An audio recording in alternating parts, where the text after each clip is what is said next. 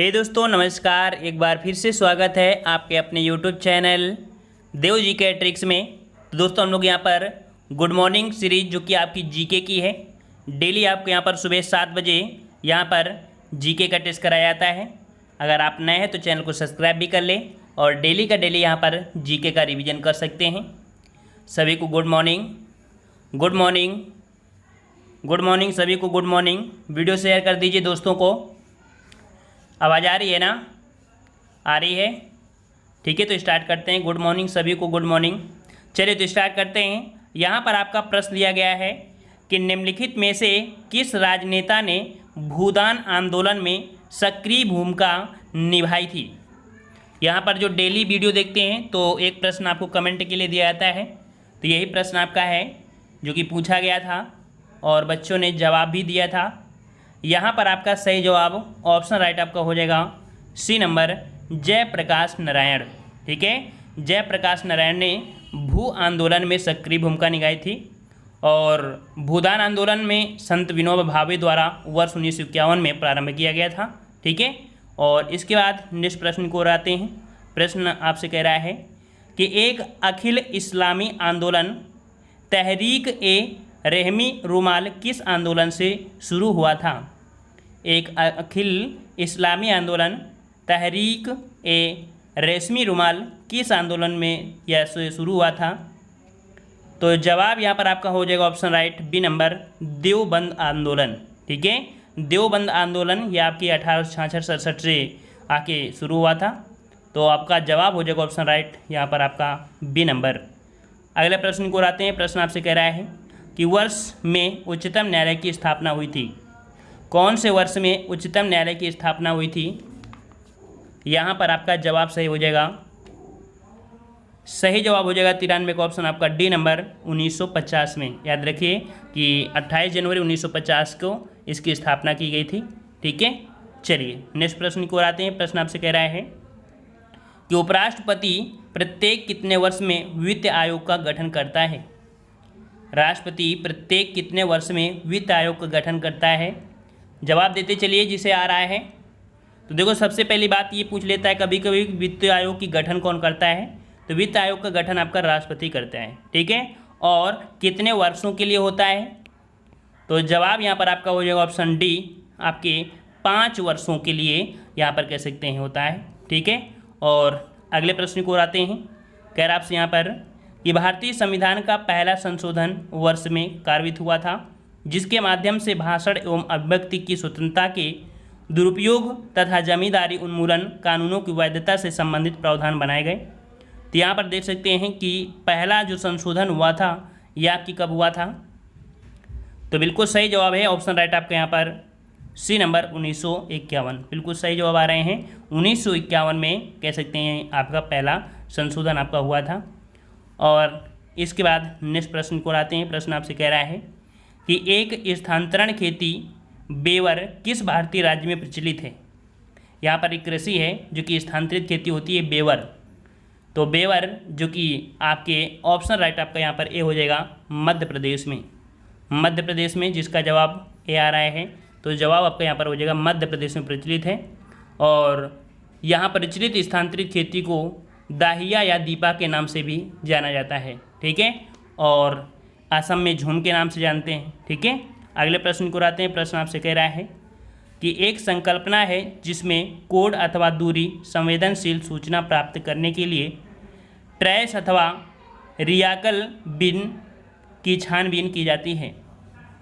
यहाँ पर 97 में ऑप्शन आपका यहाँ पर डी भरा जाएगा कि डंपस्टर ड्राइविंग एक संकल्पना है जिसमें कोड अथवा दूरी संवेदनशील सूचना प्राप्त करने के लिए ट्रेस अथवा रियाकल बिन की छानबीन की जाती है। 97 का ऑप्शन आपका यहाँ पर डी सही हो जाएगा। अगला प्रश्न आपसे कह रहा है कि भारतीय संविधान की कौन सी अनुसूची में दर बदली के आधार पर पात्रता रद्द करने का प्रावधान है। दर बदल कानून आपने बहुत बार पढ़ा होगा। तो जवाब यहाँ पर आपका सही हो जाएगा ऑप्शन राइट यहाँ पर बी नंबर, 10वीं अनुसूची में। ठीक है, 10वीं अनुसूची में यह आपका कह सकते हैं प्रावधान है। ठीक है, जो कि 52वें संविधान संशोधन 1985 के द्वारा आपका ये किया गया था। तो इस प्रकार से ऑप्शन आपका यहाँ पर बी हो जाएगा। अगला प्रश्न यहाँ पर कह रहा है कि मानवाधिकार की सार्वभौमिक घोषणा में उल्लिखित मानवाधिकार के सिद्धांत भारतीय संविधान के किन अनुच्छेदों में निहित हैं? मौलिक अधिकार, यहाँ पर मानव अधिकार, तो मानव अधिकार की सार्वभौमिक घोषणा में उल्लिखित मानव अधिकार के सिद्धांत, और मानव अधिकार के सिद्धांत ये आपके हैं अनुच्छेद 12 से लेके 51 के फर्स्ट तक आपके हैं, जो कि कह सकते हैं ये मानव अधिकार के सिद्धांत से संबंधित आपके हैं। ठीक है, अगले प्रश्न को और बढ़ते हैं। प्रश्न आपसे कह रहा है कि द्वितीय विश्व युद्ध के दौरान भारत का वायसराय कौन था? चलिए, द्वितीय विश्व युद्ध के दौरान भारत का वायसराय कौन था? 100 का जवाब दीजिए। तो यहाँ पर आपका जवाब हो जाएगा ऑप्शन राइट। आपका जवाब यहाँ पर आपका सही हो जाएगा आपका ए नंबर, लॉर्ड लिनलिथिगो। ठीक है, लॉर्ड लिनलिथिगो ये कह सकते हैं कि आपके द्वितीय विश्व युद्ध के दौरान भारत के वायसराय थे। अगला क्वेश्चन यहाँ पर पूछा गया है कि वह राज्य जहाँ एक जिला एक उत्पाद परियोजना को प्रारंभ किया गया है। चलिए, एक जिला एक उत्पाद ये आपका प्रारंभ किया गया है कहाँ पर? तो जवाब हो जाएगा ऑप्शन राइट 101 का ऑप्शन आपके यहाँ पर सी हो जाएगा, आपके उत्तर प्रदेश में। ठीक है, कहाँ शुरू किया गया? आपके उत्तर प्रदेश में। अगला प्रश्न है कि शंकराचार्य द्वारा हिंदू धर्म की पुनः स्थापना के लिए उत्तर प्रदेश के किस स्थान को चुना गया है, जो कि अब उत्तराखंड में है? तो यहाँ पर देख सकते हैं जवाब क्या बनेगा आपका। तो हिंदू धर्म की पुनः स्थापना के लिए उत्तर प्रदेश के किस स्थान को चुना गया है, जो कि अब उत्तराखंड में है? तो जवाब आपका हो जाएगा यहाँ पर ए नंबर, ये आपका बद्रीनाथ है। ठीक है, हिंदू धर्म की पुनः स्थापना के लिए है आपका, तो जवाब आपका यहाँ पर ये हो जाएगा बद्रीनाथ, वर्तमान में आपके उत्तराखंड में है। अगला है कि भारतीय प्रबंधन संस्थान लखनऊ कब स्थापित किया गया था? अर्थात यहाँ पर IIM लखनऊ कब स्थापित किया गया? भारतीय प्रबंधन संस्थान ये स्थापित किया गया था, आपके ऑप्शन राइट यहाँ पर आपका हो जाएगा बी नंबर, 1984 को स्थापित किया गया था। अगला प्रश्न यहाँ पर दिया गया है कि उत्तर प्रदेश में पंचायत समिति का अध्यक्ष चुना जाता है। उत्तर प्रदेश में पंचायत समिति का अध्यक्ष चुना जाता है, तो यहाँ पर 104 का जवाब क्या हो जाएगा? तो यहाँ पर 104 का ऑप्शन जो आपका हो जाएगा बी, अप्रत्यक्ष रूप से चुने जाते हैं। उत्तर प्रदेश में पंचायत समिति का जो अध्यक्ष होता है अप्रत्यक्ष, ऑप्शन आपका बी हो जाएगा। अगला है उत्तर प्रदेश में नॉलेज पार्क की स्थापना की जा रही है। तो उत्तर प्रदेश में नॉलेज पार्क की स्थापना कहाँ पर की जा रही है? सही जवाब क्या हो जाएगा आपका यहाँ पर? तो बिल्कुल सही जवाब है ऑप्शन राइट आपका यहाँ पर सी हो जाएगा, ग्रेटर नोएडा में। कहाँ पर की जा रही है? तो आपकी ग्रेटर नोएडा में की जा रही है, ऑप्शन आपका यहाँ पर सी सही हो जाएगा। अगला प्रश्न यहाँ पर दिया गया है कि लोकसभा चुनाव अधिसूचित करने का अधिकार किसे है? लोकसभा चुनाव अधिसूचित करने का अधिकार किसे है? सही जवाब क्या हो जाएगा आपका? सही जवाब हो जाएगा ऑप्शन राइट आपका यहाँ पर सी नंबर, चुनाव आयोग का है। ठीक है, किसका है आपका? चुनाव आयोग। और भारत में चुनाव आयोग की स्थापना कब की गई थी? तो 25 जनवरी 1950 को की गई थी। ठीक है, और इसके बाद नेक्स्ट क्वेश्चन की तरफ बढ़ते हैं। कह रहे कलकत्ता मदरसा भारत में राज्य संचालित शैक्षणिक संस्थान द्वारा स्थापित किए गए थे। यहाँ पर देख सकते हैं कलकत्ता मदरसा, कलकत्ता मदरसा जी कह सकते हैं पढ़ाई के संबंधित होते हैं। तो इसकी जो स्थापना आपकी की गई थी ये आपकी किसके द्वारा? तो जवाब ऑप्शन आपका सी हो जाएगा, लॉर्ड वारेन हेस्टिंग के द्वारा। ठीक है, लॉर्ड वारेन हेस्टिंग के द्वारा स्थापित की गई थी और इसकी स्थापना 1781 ईस्वी में आपकी की गई थी। ठीक है, अगले प्रश्न की ओर बढ़ते हैं। प्रश्न आपसे यहाँ पर कह रहा है कि प्रतिरक्षा रोगों का इलाज निम्न से किस दवा से किया जा सकता है? प्रतिरक्षात्मक रोगों का इलाज निम्न में से किस दवा से किया जा सकता है? तो ये दवा जो आपकी है ये आपकी है गामा ग्लोबुलिन। इससे प्रतिरक्षात्मक रोगों का इलाज आपका किया जा सकता है। ठीक है, और अगले प्रश्न की ओर बढ़ते हैं। प्रश्न आपसे यहाँ पर कह रहा है कि कौन सा सस्तन प्राणी उड़न लोमड़ी के रूप में जाना जाता है? उड़न लोमड़ी के रूप में जाना जाता है कौन? तो याद रखिए ये जाना जाता है आपका चमगादड़। ठीक है, चमगादड़ को उड़न लोमड़ी के नाम से भी जाना जाता है। और अगले प्रश्न की ओर बढ़ते हैं। प्रश्न आपसे कह रहा है कि कॉफ़ी का मूल स्थान निम्नलिखित में से कौन सा देश है। कॉफ़ी, माफ करिएगा, कॉफ़ी।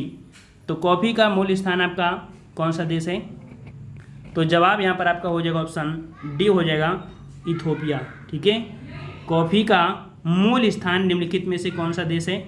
तो 5 का ऑप्शन आपका यहाँ पर डी हो जाएगा, कॉफ़ी का मूल स्थान। ठीक है, जबकि कॉफ़ी देखा जाए तो कॉफ़ी 50 से 75% आपकी अकेले कहाँ पर हो जाती है? ब्राज़ील में हो जाती है। मूल स्थान पूछा है तो मूल स्थान आपका यहाँ पर इथोपिया हो जाएगा। ठीक है, वैसे होती कहाँ सबसे ज़्यादा? तो आपके ब्राज़ील में।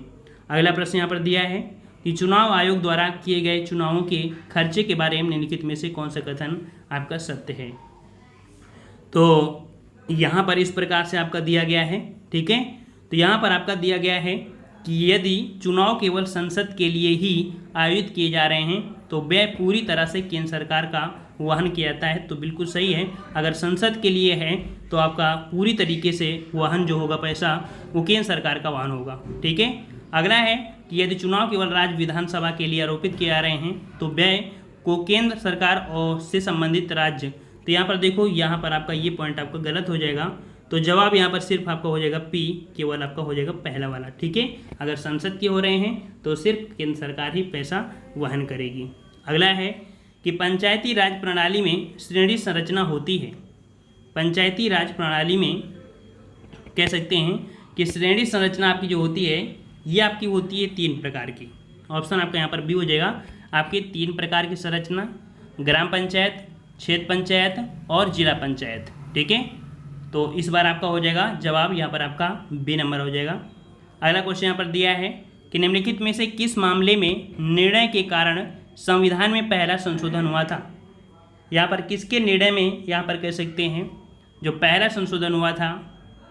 यहाँ पर 8 का जवाब हो जाएगा ऑप्शन सी नंबर कि चंपकम दौरेर राजन बनाम मद्रास राज्य, इनके द्वारा आपके हुआ था।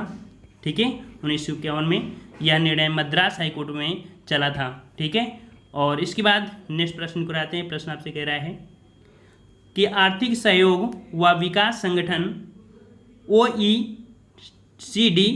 OECD का मुख्यालय कहाँ स्थित है? आर्थिक सहयोग व विकास संगठन का मुख्यालय कहाँ स्थित है? तो जवाब यहाँ पर आपका हो जाएगा, मुख्यालय आपका है पेरिस में है। कहाँ पर आपके है? पेरिस में है, पेरिस के फ्रांस में है। और यह 35 सदस्य देशों का एक कह सकते हैं अंतर सहकारी संगठन होता है और इसकी स्थापना 1960 में की गई थी।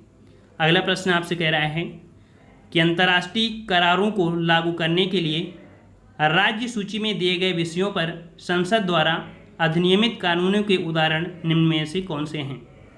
अंतर्राष्ट्रीय करारों को लागू करने के लिए राज्य सूची में दिए गए विषयों पर संसद द्वारा अधिनियमित कानूनों के उदाहरण निम्न से कौन से हैं? तो यहाँ पर आपका पी है कि व्यापार संबंधी बौद्धिक संपदा अधिकार, आहरण विरोधी अधिनियम। तो ये दोनों ही आपके कह सकते हैं ये आपके आते हैं। तो जवाब यहाँ पर आपका डी हो जाएगा। अगला प्रश्न आपसे कह रहा है कि भारत में किसी दूसरे देश के साथ युद्ध की घोषणा करने का अधिकार किसके पास है? 11 का जवाब यहाँ पर देना है कि भारत में किसी दूसरे देश के साथ युद्ध की घोषणा करने का अधिकार किसके पास दिया गया है? इसका जवाब आपको कमेंट बॉक्स में कमेंट करके बताना है। नेक्स्ट पार्ट में इसका जवाब आपको देखने को मिलेगा। थोड़ा सा प्रश्नों का लेवल हाई रहता है। ठीक है, तो आप लोग थोड़े से तैयारी भी करते रहिए और सरल प्रश्न भी मिलेंगे। सीरीज आपकी थोड़ी ख़त्म हो जाए तो फिर आपको सरल प्रश्न भी आएंगे। तो डेली आप रिवीजन करते रहेंगे तो कुछ ना कुछ तो आप सीखेंगे ही। ठीक है, तो आज की वीडियो में इतना ही। सभी लोग वीडियो लाइक कर दें जो अभी तक लाइक नहीं किए हैं। हम लोग मिलते हैं नए वीडियो में। धन्यवाद। जय हिंद, जय भारत।